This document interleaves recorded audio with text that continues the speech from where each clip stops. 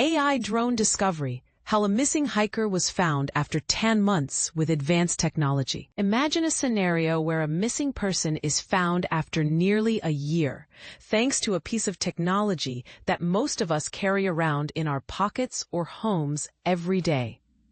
This is exactly what happened when an AI system recognized a hiker's helmet in a vast, rugged mountain range, leading to a remarkable rescue operation.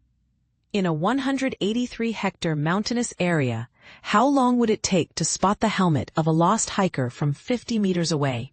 Especially when you have to sift through 2,600 frames captured by a drone. If humans were to do this manually, it could take weeks or even months. However, when an artificial intelligence system takes over, the task is completed in just one afternoon. This is precisely what the National Alpine and Speleological Rescue Corps, known by its Italian acronym CNSAS, achieved in the Piedmont region of Italy, on the north face of Monviso, the highest peak in the Cottian Alps, where a 64-year-old Ligurian doctor named Nicola Ivaldo had been missing since September 2024.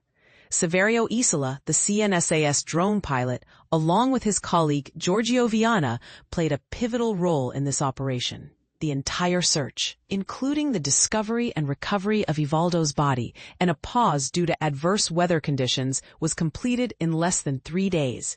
On the morning of Thursday, July 31st, more than 10 months after Ivaldo's disappearance, his body was found lying on the ground, 600 meters below the summit, his helmet standing out against the natural landscape. It was the AI software that pinpointed some unusual pixels in the images taken on Tuesday. Isola explained, detailing the sequence of events that led to the discovery. The team used 2 drones to capture all the necessary images within 5 hours on the morning of July 29th.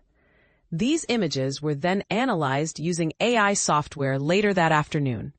By the evening, the rescuers had identified several suspicious spots that needed further investigation. However, fog and poor weather conditions the next day delayed the operation. We woke up at 4 a.m. to reach a vantage point with clear visibility on the channel where the red pixels were detected, and we used the drone to confirm if it was indeed the helmet, Isola recounted. Once the helmet was verified, the team took detailed photos and measurements, which were then sent to the Rescue Coordination Center. This information enabled the fire brigade to dispatch a helicopter for the recovery and subsequent police operations. The integration of AI into every drone mission is part of a meticulously planned method developed by CNSAS in collaboration with ENAC, the national agency overseeing civil aviation. We've been utilizing drones for about 5 years now, and for the past year and a half, we've been incorporating color and shape recognition technologies, continuously refining our methods, Isola noted. However, all this technology would be ineffective without the skilled teams of technicians and experienced mountain rescuers. The information from Ivaldo's cell phone was crucial from the outset, guiding the drone pilots and the 4 expert mountain rescuers who provided invaluable support. It's a human achievement, but without technology, this mission would have been impossible. It's a true team effort, Isola emphasized. Isola, Viana, and the other select pilots from CNSAS understand the critical role that technology plays in such operations. They recall how, during the recovery efforts following the tragic collapse of the Marmolada Glacier, drones allowed them to navigate and retrieve essential items from otherwise inaccessible areas, significantly reducing the risks. Many of these tools were initially developed for military use, but we have adapted and repurposed them for our missions. The ultimate goal is to reduce the number of fatal mountain accidents through the increasing use of such advanced technologies. And this is the part most people miss.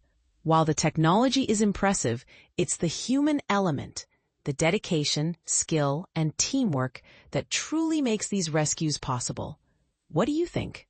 Do you believe that technology will continue to play a crucial role in search and rescue operations? Or do you think there are limits to how much it can help? Share your thoughts in the comments below.